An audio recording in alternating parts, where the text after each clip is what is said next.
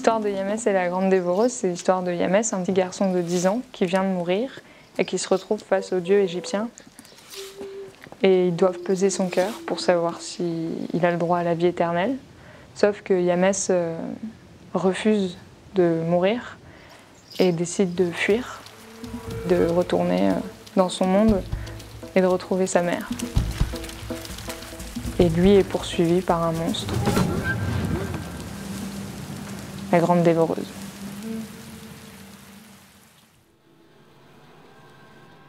On se connaissait depuis un moment avec Marine, on était aux Arts Déco de Strasbourg ensemble.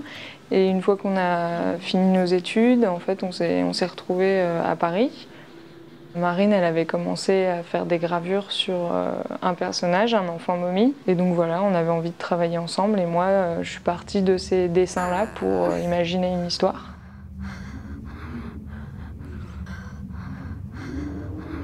Ce qui m'a plu dans Yamès, il y a beaucoup de choses. Il y a la singularité de l'univers, l'originalité du traitement.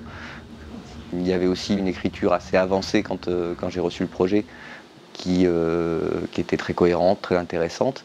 Il y a aussi la personnalité des auteurs. C'est vrai que Claire, je la connaissais depuis un moment. Marine, je l'ai rencontrée à ce moment-là.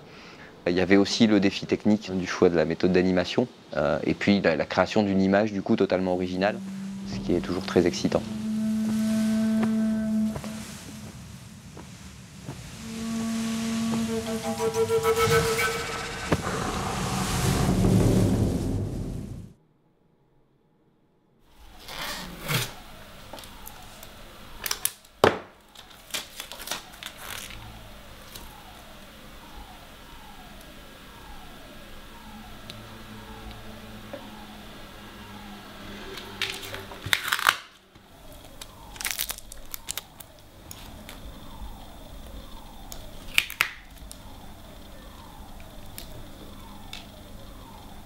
Toutes les images du film ont été créées en collagraphie. Je mets mon dessin sous ma plaque transparente de rhodoïde et ensuite je réfléchis l'image en volume, en couche, en épaisseur d'adhésif. Je fais mes dessins avec mes morceaux d'adhésif et cet ensemble collé, une plaque solide, on l'encre et on l'imprime et ça fait une collagraphie.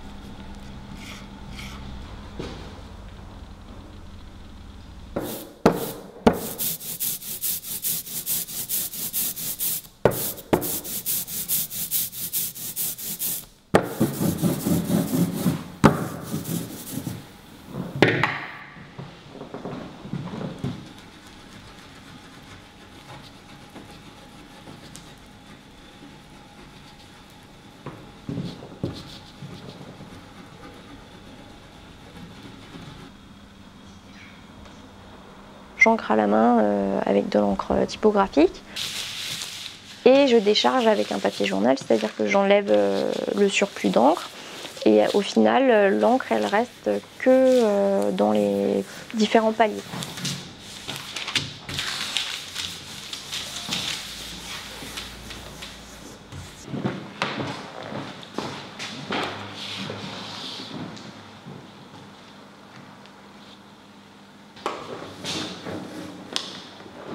Je pose la plaque sur la presse, je pose par-dessus le papier chiffon légèrement humide, mais presque pas en fait. Et puis là, c'est comme un gros appareil à lasagne, on passe sous presse et ça fait un tirage.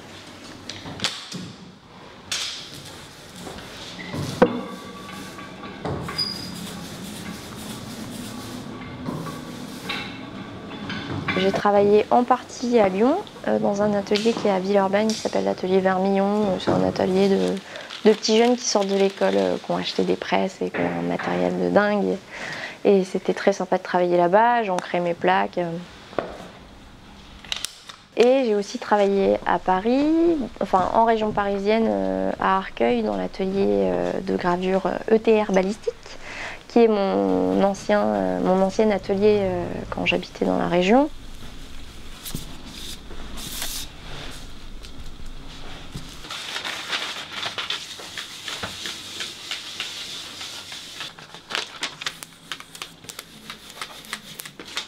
Ça a changé le cadre des impressions parce que c'est super physique, super fatigant, super redondant d'imprimer.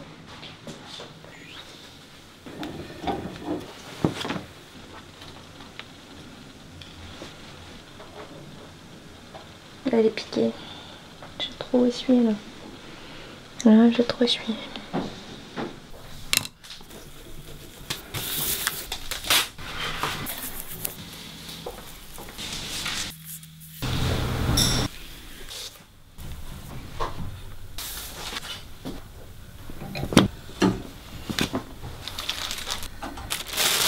Ah, merci.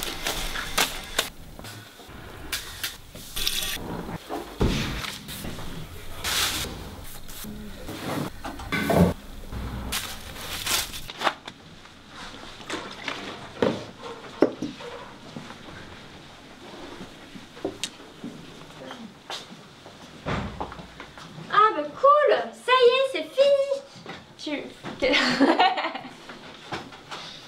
Ah putain.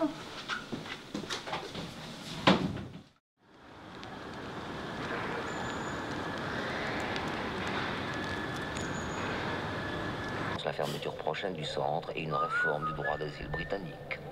Dans la rue, le ministre est interpellé par une habitante qui s'interroge. Que vont devenir les migrants? Il y a eu différentes phases sur l'installation du plateau, sur les studios de la ménagerie. Il y a une première partie de construction plateau avec Régis. Donc ça a duré plus ou moins 2-3 jours de travail complet, une journée complète de travail avec Régis pour construire les plateaux même. Alors, voilà. Tu peux m'expliquer en fait où t'en es dans le venti? Je t'explique. Ça c'est le plateau. Dessous il y a des tasseaux qui vont permettre au plateau de s'emboîter sur la structure échafaudage. Ensuite, verticale rainurée, 8 mm, dans lequel on va glisser des plaques de verre. Je vais rejoindre chaque verticale par une barre de fer percée pour bloquer.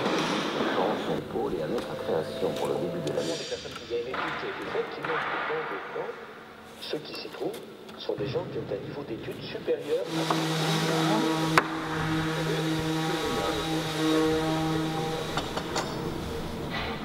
Toute une équipe est arrivée et chacun a investi de l'énergie dans le projet. Et ça nous a amené beaucoup d'énergie. Ça nous a permis de faire avancer le projet d'un coup très vite.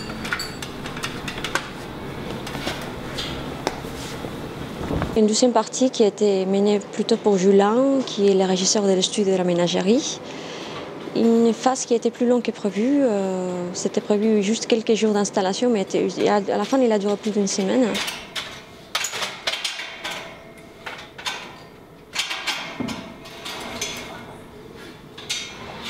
Alors, par contre, on a imaginé 5 plateaux avec 3 personnes qui tournent en continu, mais qui puissent circuler entre eux pour optimiser le temps de travail.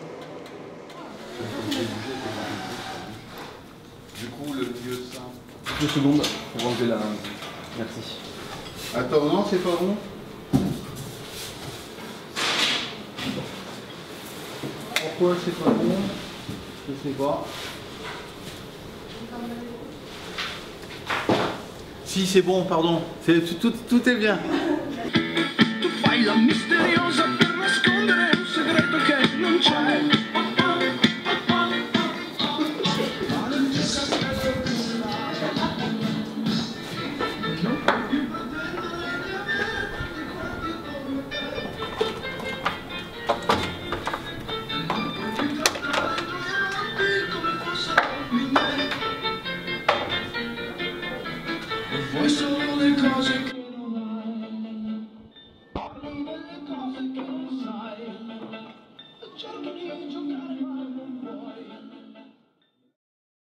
On est reparti. C'est bon? Ouais. Maman! T'as peur qu'elle t'attende pas, crie-le. Maman! Et tu te décides, quand tu l'appelles vraiment. Maman! Maman! Et t'es paniqué, hein, tu cherches ta mère, tu penses que tu l'as vue. Nous, on a décidé d'enregistrer les voix avant le tournage pour que les animateurs puissent animer avec les voix d'EF. Eh oh! Y a quelqu'un? Eh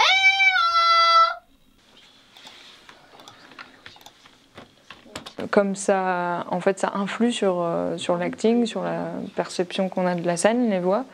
Pour nous, c'était super important de les avoir en amont. Quelle figure de ovale. Toujours en grande forme, notre ami Bétis. Donc on a fait un casting avec des comédiens toulousains. Yamès. Et voilà, on avait besoin de 3 voix de Dieu. Et de la voix de la mère, la voix de Yamès. Et on a trouvé ça ici à Toulouse. Tout ça, on peut mettre l'image qu'on veut au moment qu'on veut. Là, on peut pas. Et devant les 42 juges qui sont là. Et quand il a les yeux fermés, on peut aussi, je peux enlever des images. Tu es ici dans le grand tribunal suprême. Devant moi-même, Osiris. Osiris, et devant les 42 juges qui sont là. Quel est ton nom? Devant moi-même, Osiris, et devant les 42 juges qui sont là. Parle. Justifie tes actes. Il fait un truc bizarre avec sa bouche. Et devant les 42 juges qui sont là. Elle est mieux. Ça se défend. Moi, j'aime bien, ouais. Je préfère celle-là. Yamès, tu es ici dans le grand tribunal suprême. Devant moi-même, Osiris, et devant les 42 juges qui sont là. Parle, justifie tes actes. Nous jugerons ton âme.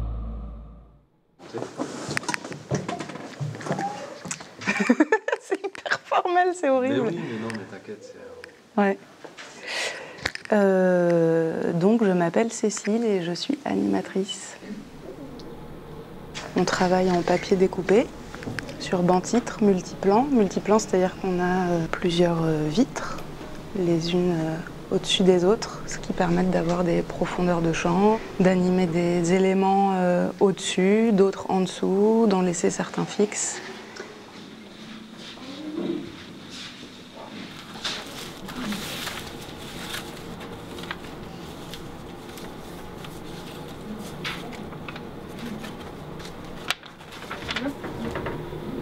Attends, il y a une trace sur la table lumineuse. Après, tac.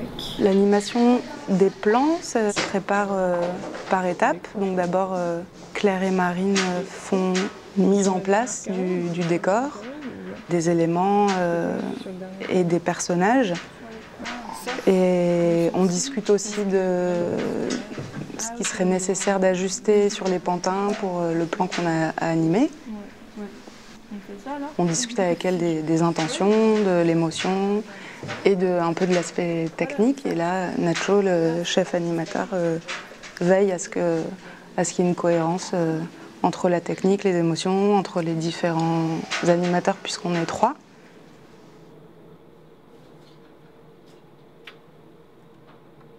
Les pantins, ils sont fabriqués à partir des images de Marine. Donc on imprime les images de Marine sur papier transparent. Donc les pantins, tout est séparé. Par exemple pour Yamès, la main, l'avant-bras, le bras, la tête, tout est découpé séparément. Et en fait après on les articule, on articule chaque partie les unes aux autres grâce à un petit fil de cuivre qu'on entortille d'un côté et de l'autre du papier transparent. Et voilà, ça permet de les avoir reliés et puis de les animer dans tous les sens.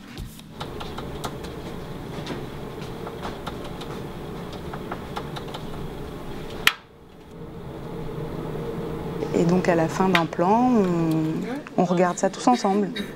La validation se fait comme ça. Sauf tous les autres maintenant, on a envie de faire bouger tous les autres. Bouclette, elle devait pas renifler son bouquet? Se moucher dans ses... Mais non, regarde la vie, tout le monde l'a vu. Ouais, c'est ça. Ah, c'est cool. Ah, mais de toute façon, regarde les autres. Validé. Ok. Stabilité.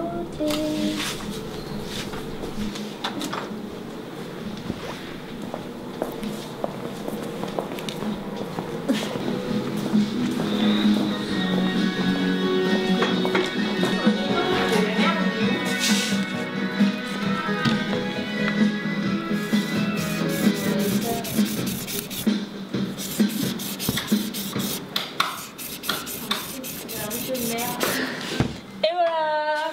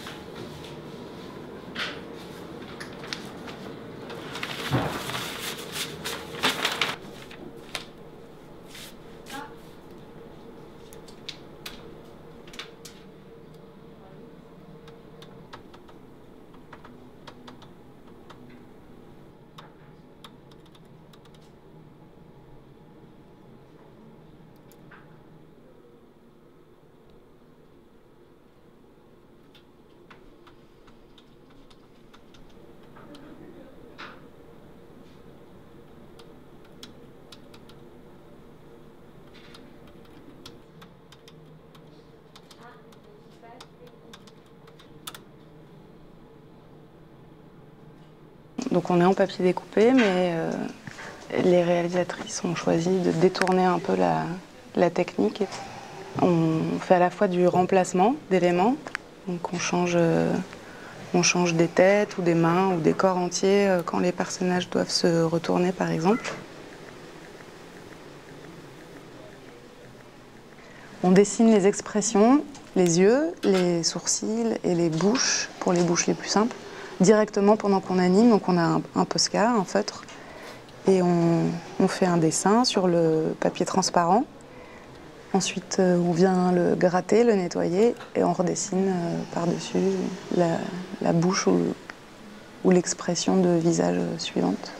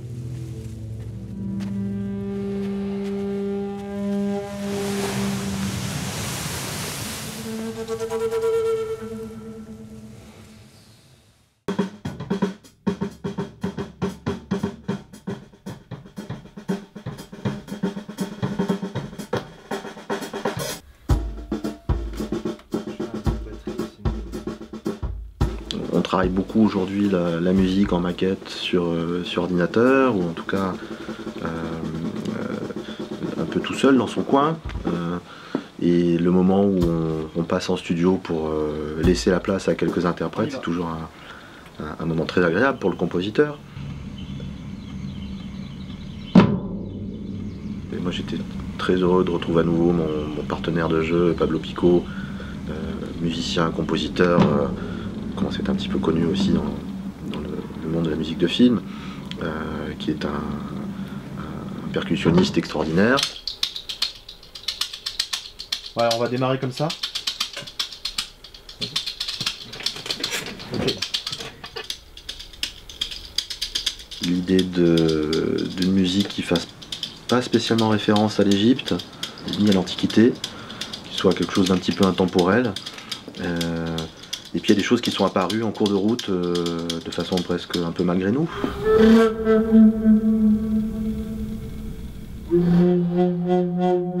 On a fait un travail un petit peu particulier sur le personnage de la dévoreuse, auquel on a associé un instrument pas très connu qui est la flûte basse. J'ai vu ça dans la vitrine d'un petit magasin d'instruments d'occasion à Prague.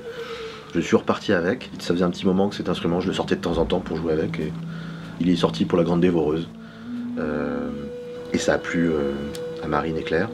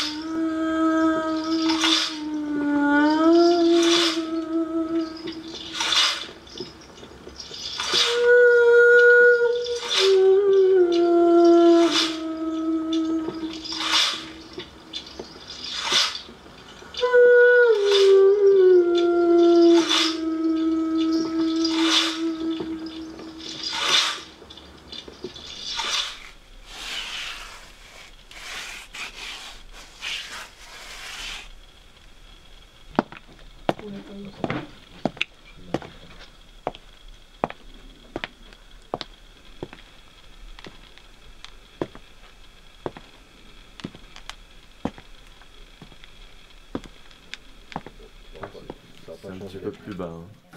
En général, les auditoriums de bruitage sont vraiment des endroits super, parce que très grands, avec des espaces différents, des acoustiques différentes, des bases d'accessoires. Celui d'Iolocab est particulièrement bien. Il était disponible et accessible pour la production de Yames, donc on en a profité.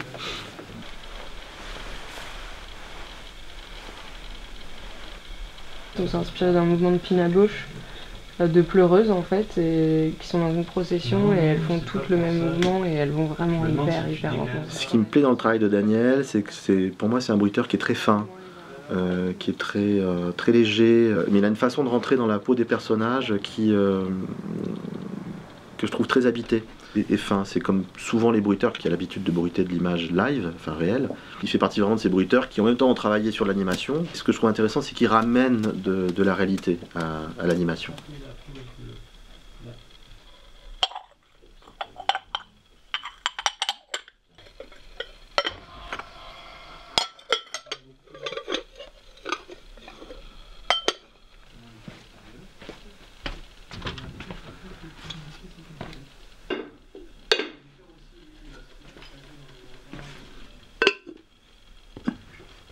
Tu vois ton bonheur? Oui.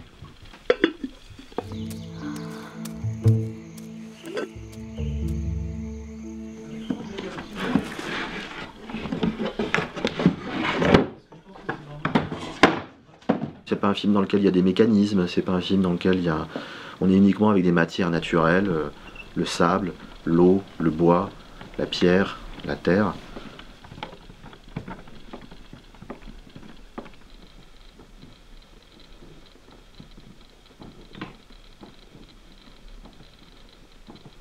A priori, c'est pas avec ça qu'on peut inventer, et puis en fait, si on s'aperçoit que dans un film comme ça, il faut aller chercher et inventer des matières et des synchronisations entre le son et l'image.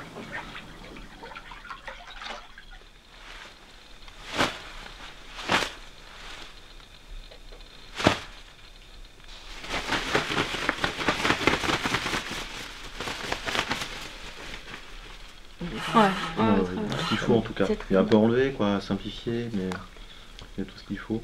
Et le contraste marche très bien avec les pas dans le sable. Ouais. Ouais, très bien fait d'insister.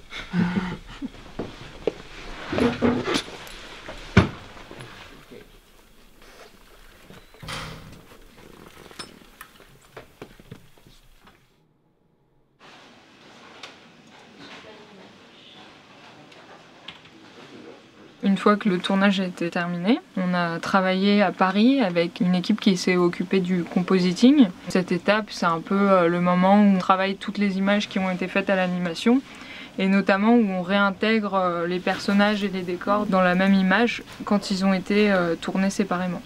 Et qu'on rajoute les effets spéciaux, donc comme la pluie, le brouillard, l'eau. L'eau, les vagues qui bougent. Après le compositing, il y a une étape qui est l'étalonnage. Donc on retravaille les contrastes de l'image, les niveaux, et on a ajouté nous une teinte un peu jaune ocre pour être moins dans un noir et blanc trop franc.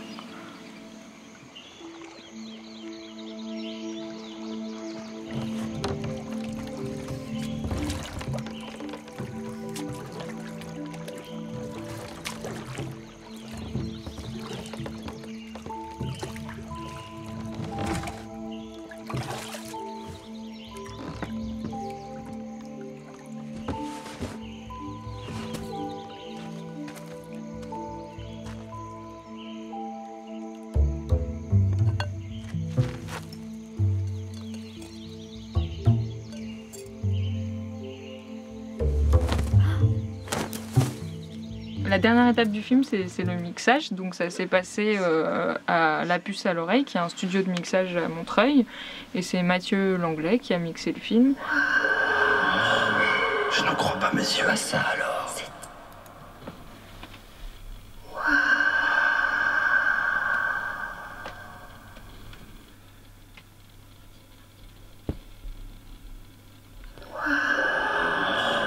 Je n'en crois pas mes yeux à ça alors. C'est inespéré. C'est invraisemblable. Tu filmes en même temps. Oui, tu sens que tu peux parler. La balance a tranché. Ton cœur est plus léger que la plume. Les portes de la vie éternelle s'ouvrent à toi.